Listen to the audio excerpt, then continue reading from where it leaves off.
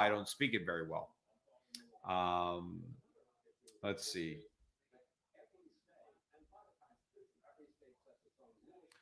What advice would I give somebody starting out in a B2B sales career? Look, I mean, sales, I mean, no matter what, right? I mean, I'm in a sales business, right? I mean, I sell financial services, and so that's sales. And to succeed in selling, generally you got to work hard, and you got to persist, and you got to persevere, and you need to overcome obstacles. You can't let rejection impede your progress. You need to be tenacious. A lot of people don't have the temperament for sales. It's not easy, to sell.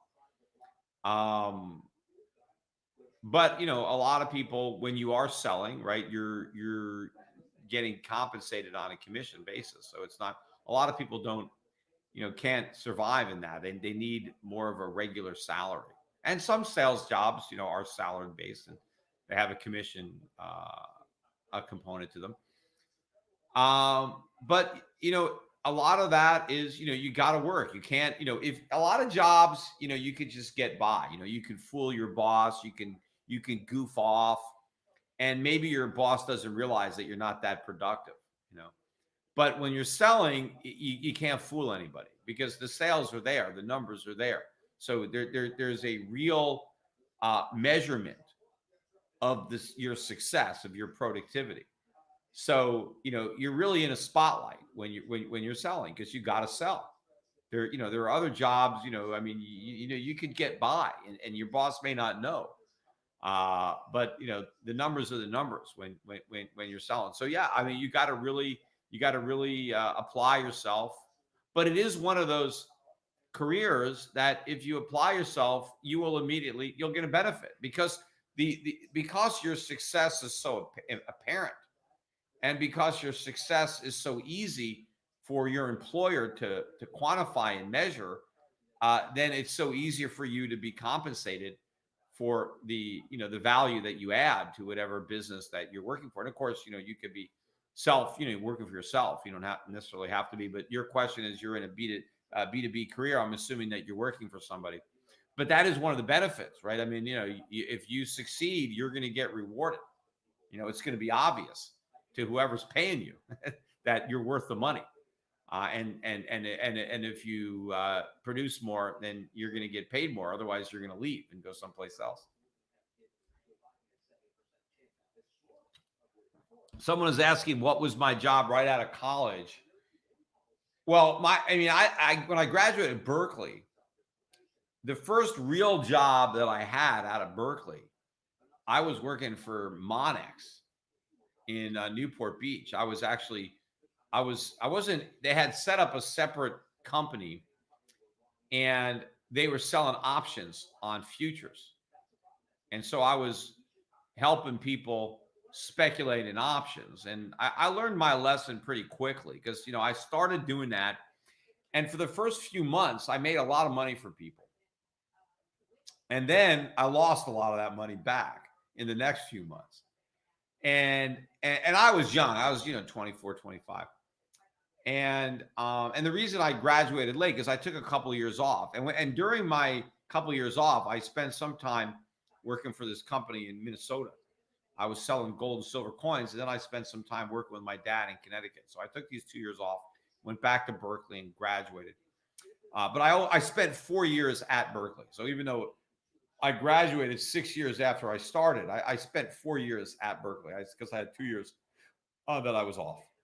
But then when I graduated, I got that job. But I learned pretty quickly that, options was too risky. It was gambling. And, and so I didn't want to continue to do that. So then I got into futures, because I thought, options on futures are too risky. Let me just get into futures themselves. So I got into that, and I started getting clients. And again, initially we had some success with futures.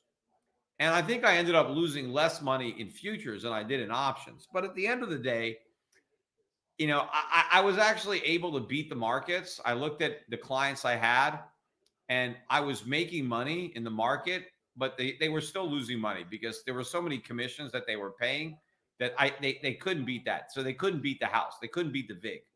And I knew, okay, look, anybody that trades futures long enough, you're just not going to win. It's you just, because every time you win, you pay a commission. Every time you lose, you pay a commission. The commissions add up. It was great for the broker, because the broker always wins, whether the client wins or loses, right? It's like trading places. So I learned that early on. And so I got out of that. And then I got into the stock market, right? Then I got into Lehman Brothers, Shearson Lehman, and I was there for a while. And my clients did better there. I mean, my clients made money there. They didn't, and so there was, a better shot. But I didn't like the environment over there. I didn't like, the pressures that were being put on me to do things that I didn't think were in the best interest of the client. So then I went out for my own. So I didn't actually have that long a career where I worked for other people. I mean, almost my entire life I've worked for myself. And I think for a lot of people, I mean, that is the way to go, right? I mean, because if you work for somebody else, then you march to the beat of their drum. I mean, they're paying the bills, they call the shots, right? The last thing you want is when you're employing somebody for them to tell you how to run your business, right? I mean, I can imagine. I mean, I'm a tough guy to employ, because I speak my mind, but I recognize that the last thing you don't want people doing it your way, doing it their way. You want people doing it your way. It's your business, right? So if you want to do it your way, then start your own business. If you want to do it somebody else's way, then work for somebody else.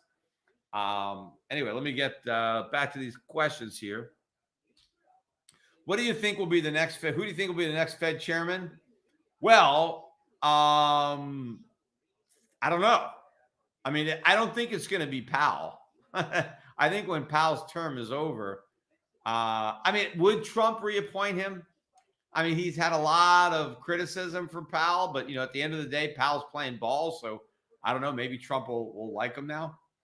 But I think Biden will bring in his own guy or gal.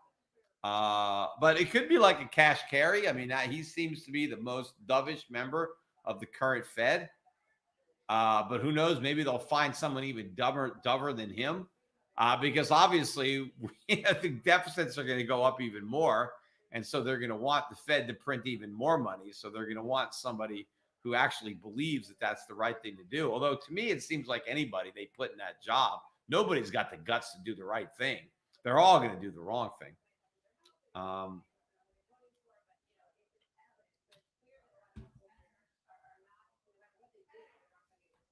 Now it's saying Trump wins Ohio, Florida, and Texas. Well, that's good.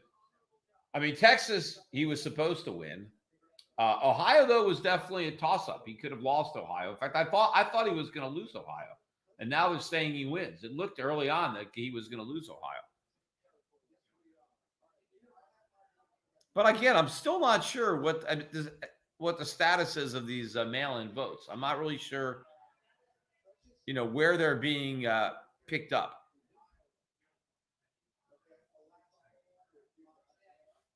But let me look. I'm looking at this map now. I got Fox News on.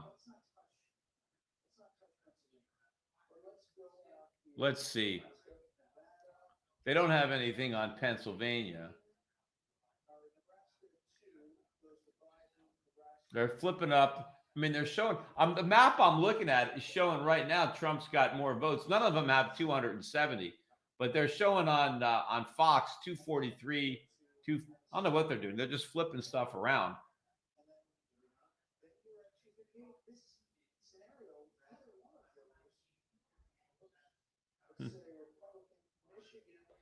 Let's see.